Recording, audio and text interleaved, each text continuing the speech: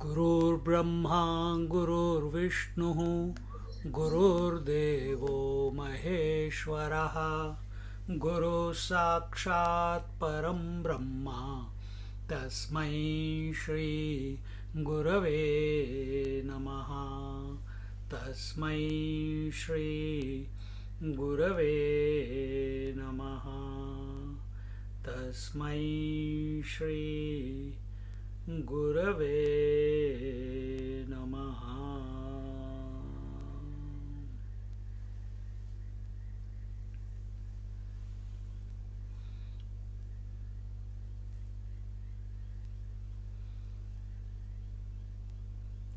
See,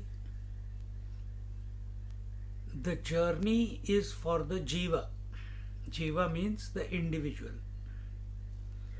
As long as you consider yourselves to be a person, to be a individual consciousness, as long as you feel that you are one among the many, that you are only this body, that only I am only seeing through this eye, these five senses, and this is my mind, and I was born, and so on and so forth. These conclusions about ourselves, they precipitate the individuality. See, and as long as you think you are an individual,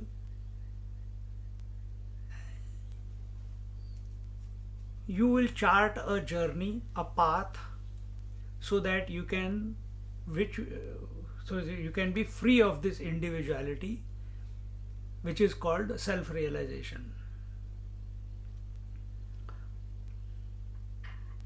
Now, in this path of actually speaking, there is no path. Actually speaking, there is no individuality. Just like, actually speaking, there is only man. There is no husband, there is no wife. These are just roles.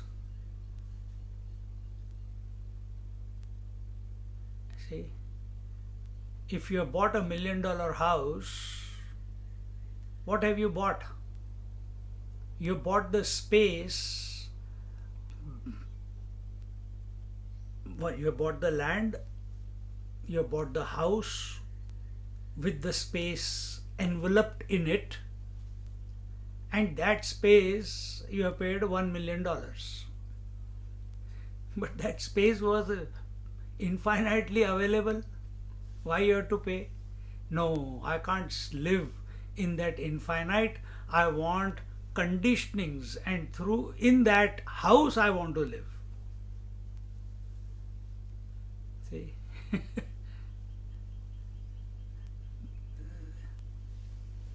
So we think our existence is only in this body, in this house called the body. And as long as we think that only this body is our house, till then a journey will be there, an imagined journey.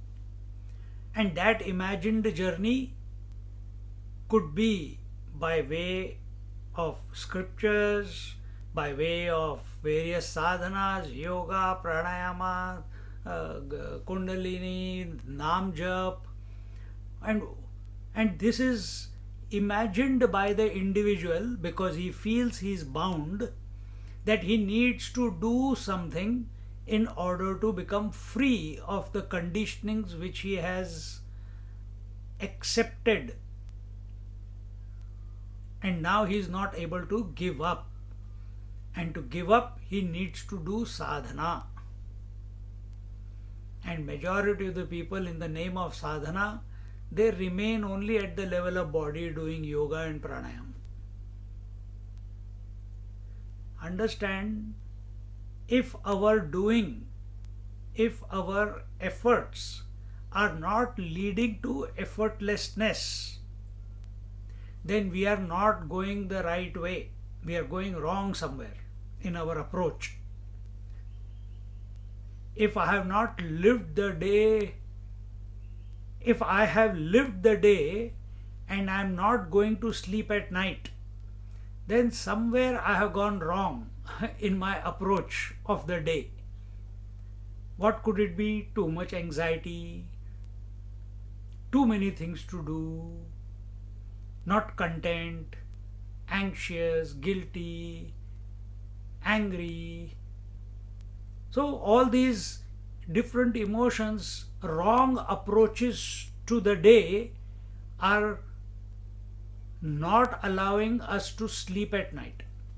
But when you have lived fully, enthusiastically, doing what is required to be done, exhausted yourself, not only at the physical level but also at the mental level, then the moment we touch the bed, no reading of book required, nothing is required.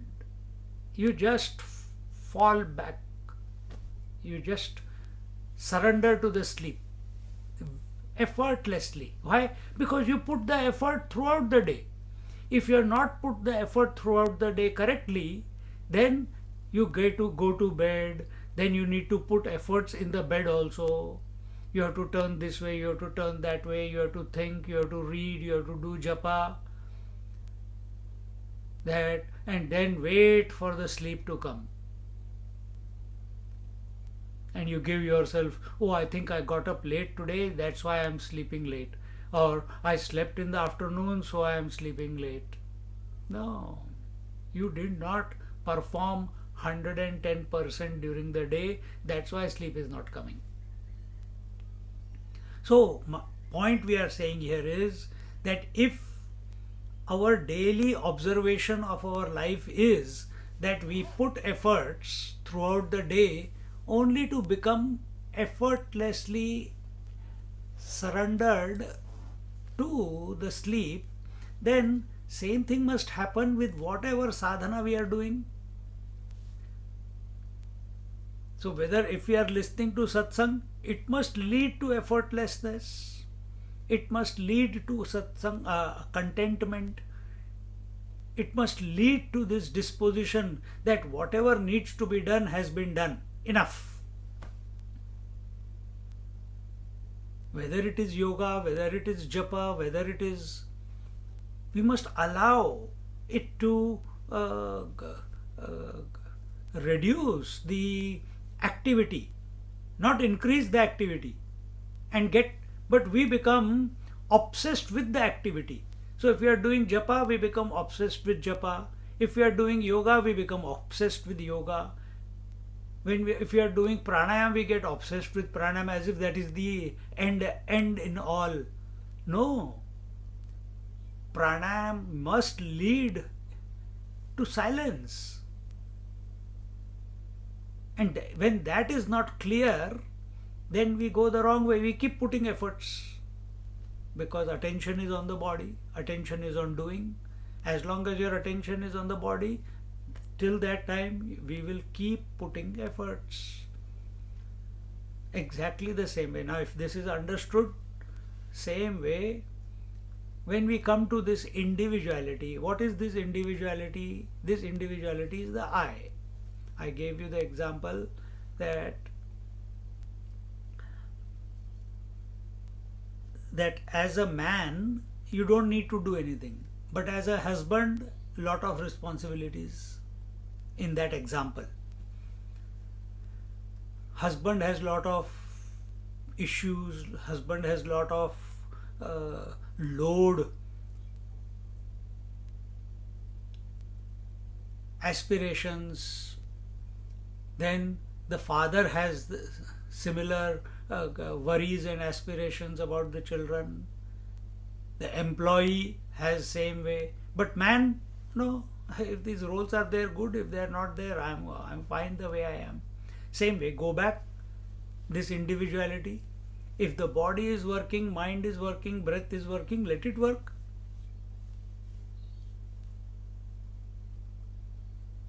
See, our journey must lead to not freedom of I, it must lead to freedom from I, freedom from individuality. We give up individuality every night as if when we go to sleep, but it pops up again next morning. We go into samadhi every night. Oh, sorry. When we do sadhana, we go into samadhi. But when we come out of samadhi, individuality is intact. So, what was samadhi? It was freedom of I, temporarily. What we are seeking? Freedom from I. You cannot maintain this I. I is the individuality. You want this I to be free from the world.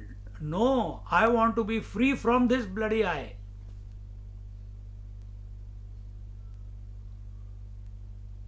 And for that, if my understanding of this I is, I am the body, I am the mind, I am the so and so and so many things we keep saying. We have taken for granted that I am the waker, I am the meditator right now, I am the listener, I am the speaker. This is the I we are talking about. And what happens in satsang is we are reminded that this I is not the listener, this I is not the speaker, this I is not the body, breath, mind, intellect. This I is essentially the infinite, eternal reality. Essentially.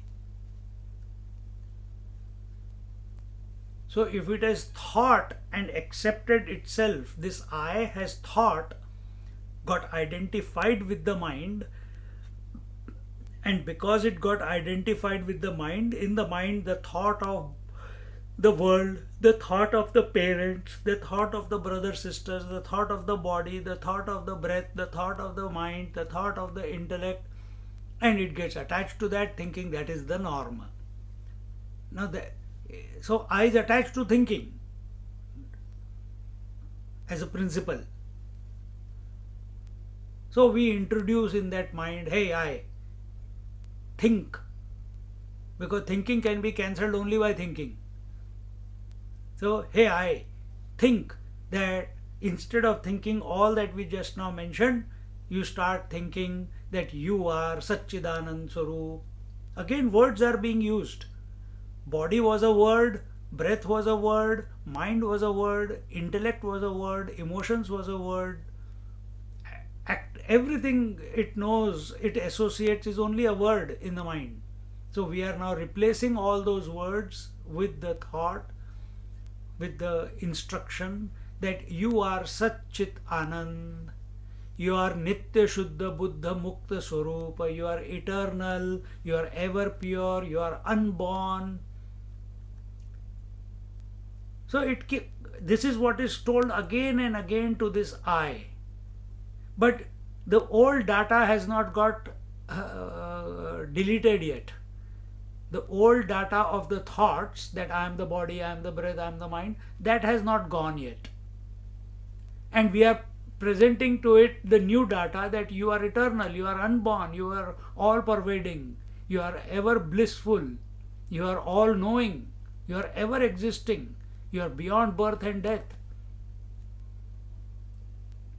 So initially it takes it with a pinch of salt, this I, But slowly, slowly, slowly, as it exposes itself to this knowledge,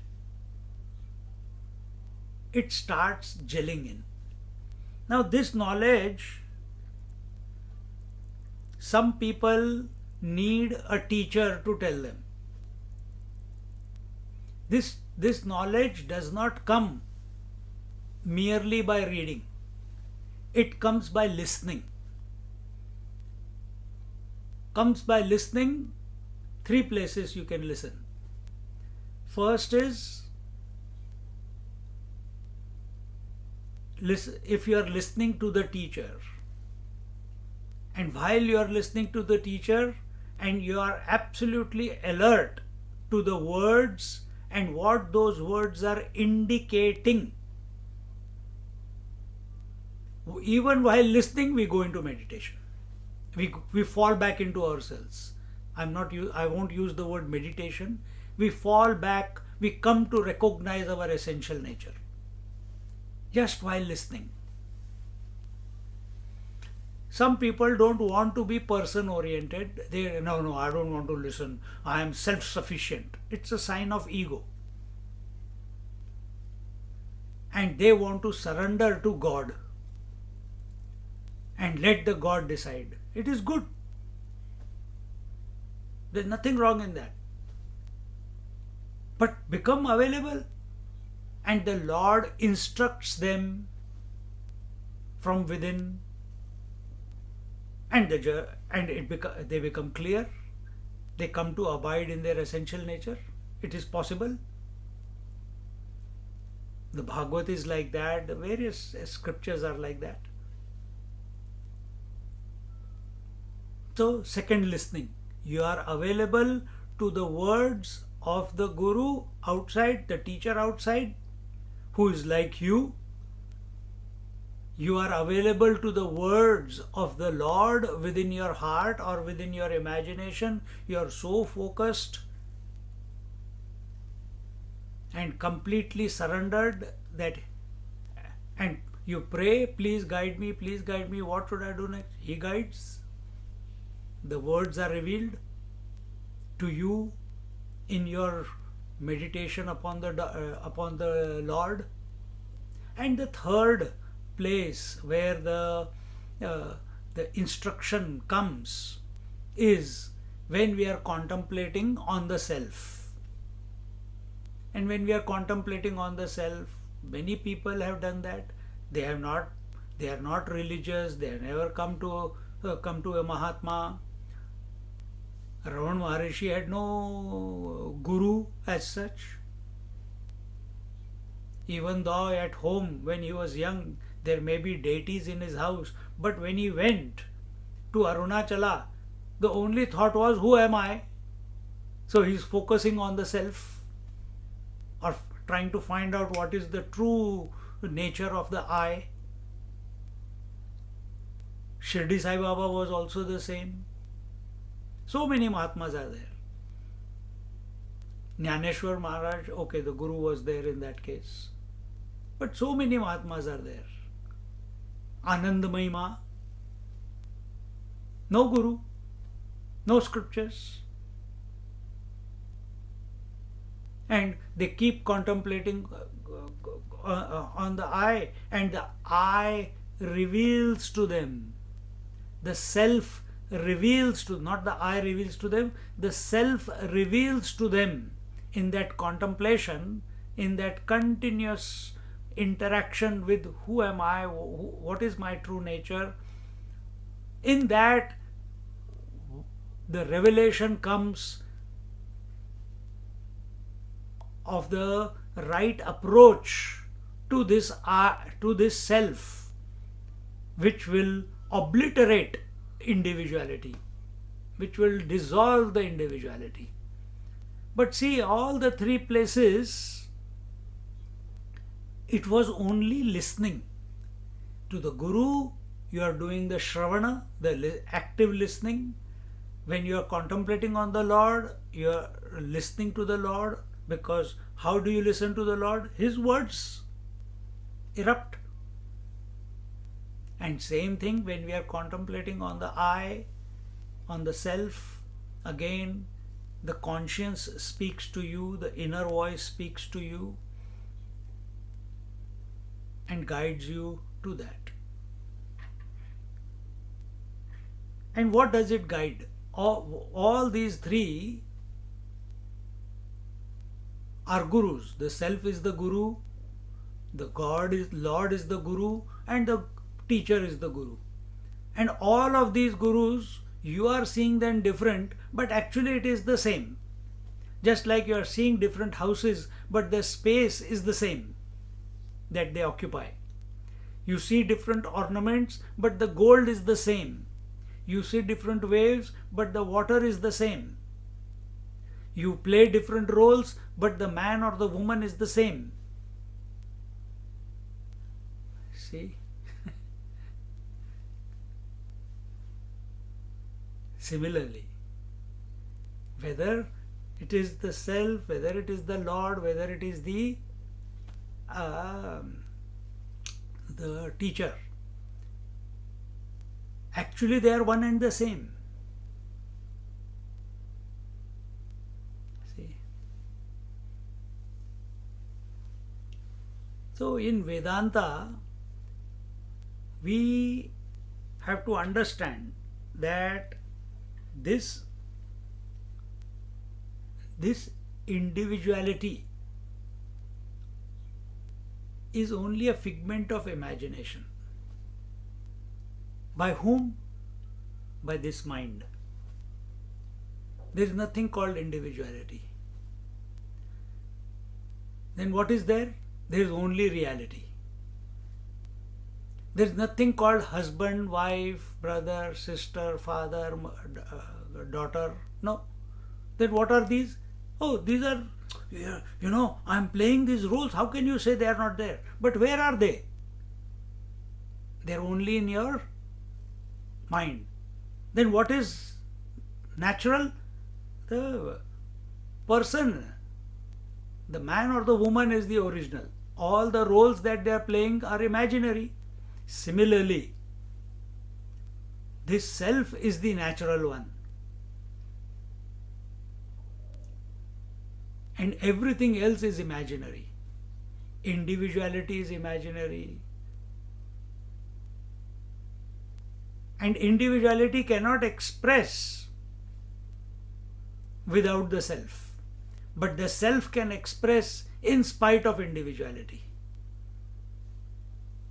Think. The waker, dreamer and sleeper, they cannot express without the self. But whether there is a waker or not, whether there is a dreamer or no dreamer, whether there is a sleeper or no sleeper, self is self-existing. It doesn't need the support of waker, dreamer and sleeper.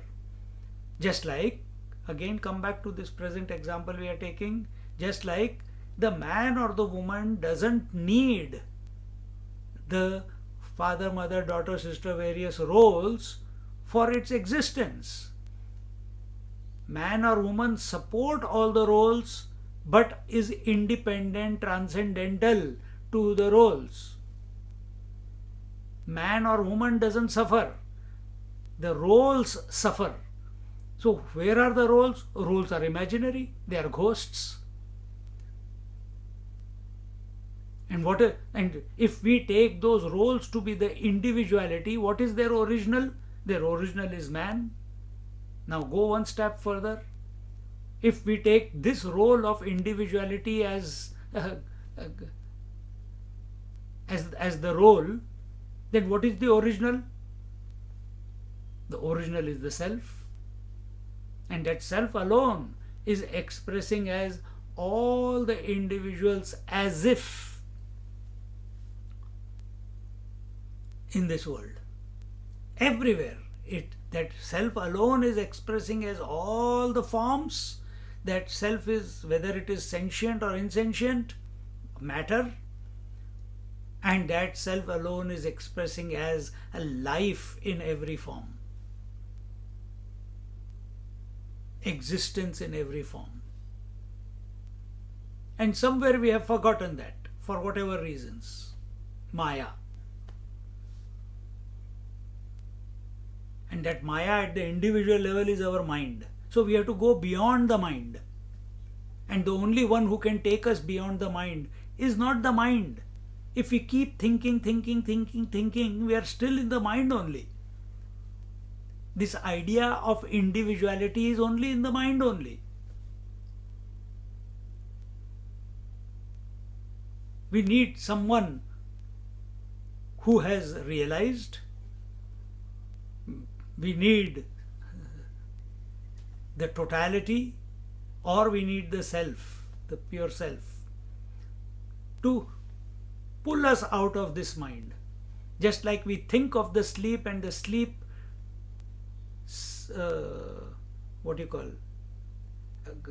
swallows the waker.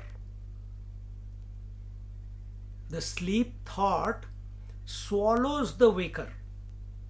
What is sleep? You don't know. Nobody knows what is sleep. Because when they are sleeping, nobody is aware of the sleep. Only after waking up we say we had a good sleep.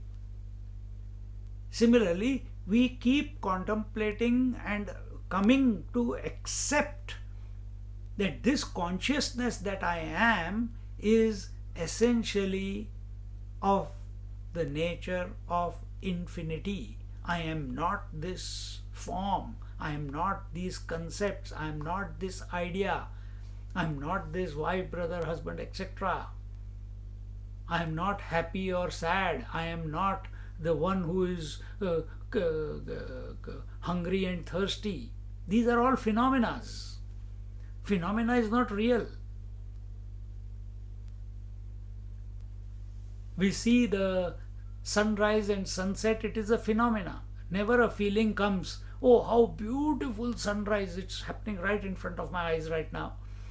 What a beautiful sunrise. Let me capture it and keep it in my pocket. Oh, what a beautiful blue sky. Let it remain like this permanently. We never wish that, because we know sky has no color. Similarly, once we accept that we are the infinite consciousness, completely become convinced of it, and that happens through satsang or contemplation, and never come down from that step, never come down to the totality or individuality, then our approach of life will be totally different. What will be the approach then? That I am life. Then I don't have to achieve. This whole phenomenal world that is there is not other than the self that I am. And this will be a direct experience. This will be a direct experience. And then when you open the mouth, the words that will come out will be only of the scriptures. Even if you have not read the scriptures.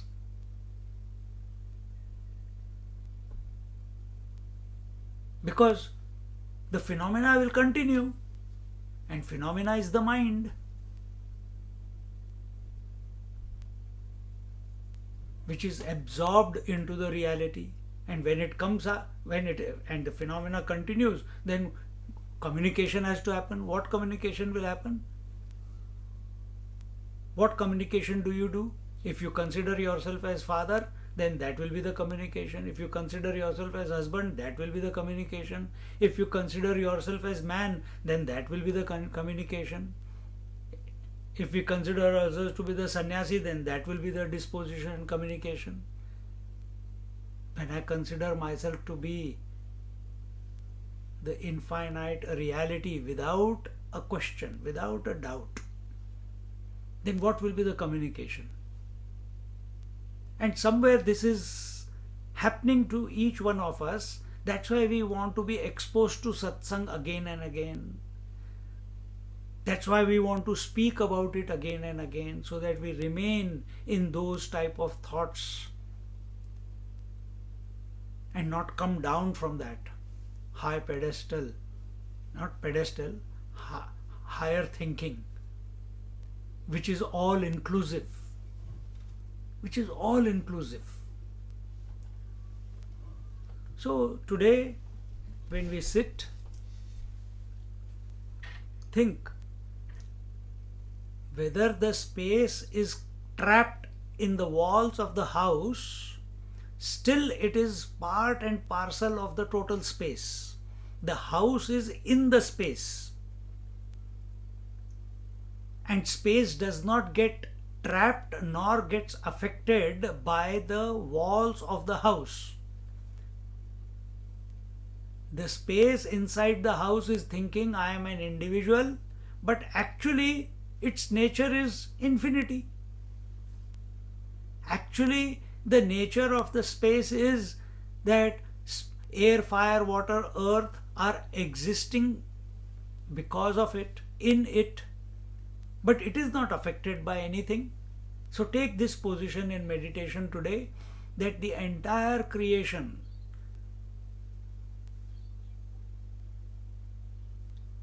everything is existing within me, nothing is outside of me. So what is existing? This body is existing within the self. Body is the self that I am. Don't think of the body, sorry. Don't think of the body, otherwise again body identification.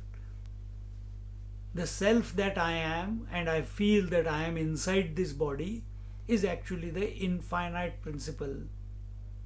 And in that infinite principle is all inclusive, transcendental. Nothing is, it is destroyed by nothing. It is all accepting. And that is my true nature, and not this individual that I consider myself to be. So take a position, become comfortable, back, neck and head in a straight line, a happy disposition, head stretched out towards the sky. These are initial preparations because we think we are somebody.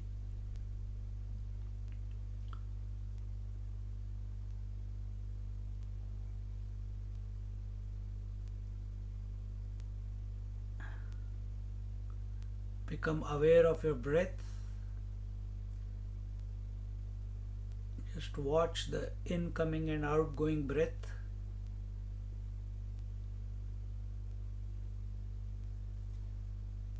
Settle down with every incoming and outgoing breath. Feel yourself getting locked and settled in the position that you are.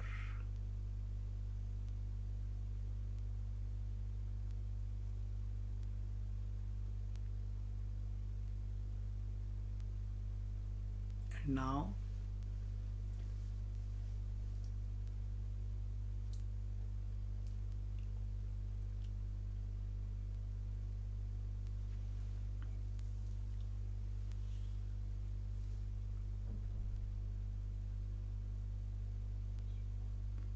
contemplate on being the infinite self and not the individual self.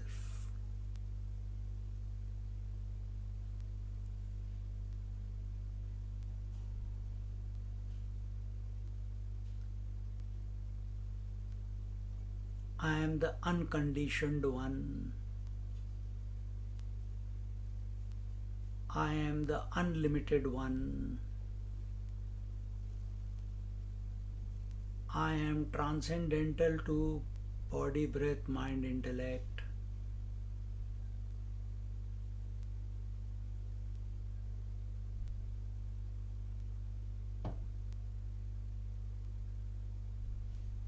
Individuality means I am attached to something. Self means I am as I am, in spite of everything.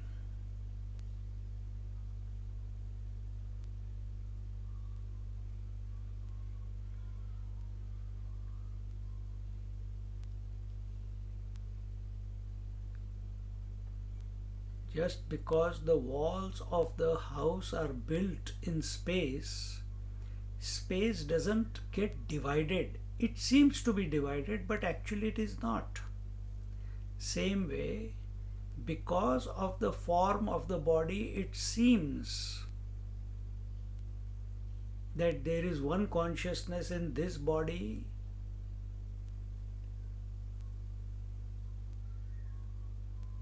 and the total consciousness has to be achieved, realized. It's nothing like that.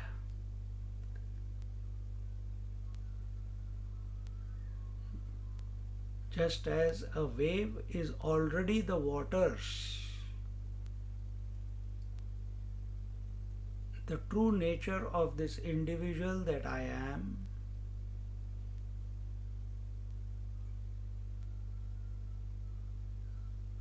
is eternal consciousness, infinite consciousness, infinite blissful consciousness.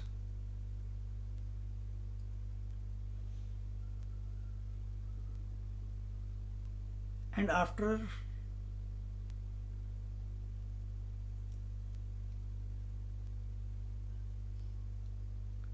don't imagine what does it mean. It doesn't mean anything. Don't wait for an experience to happen. Don't wait for some sounds or some emotion or some bhav, feeling. Nothing must happen as a result of this.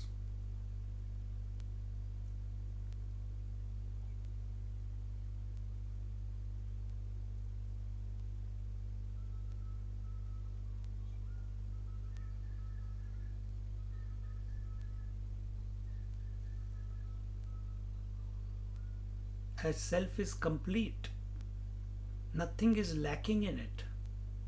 In spite of everything, nothing is lacking in it.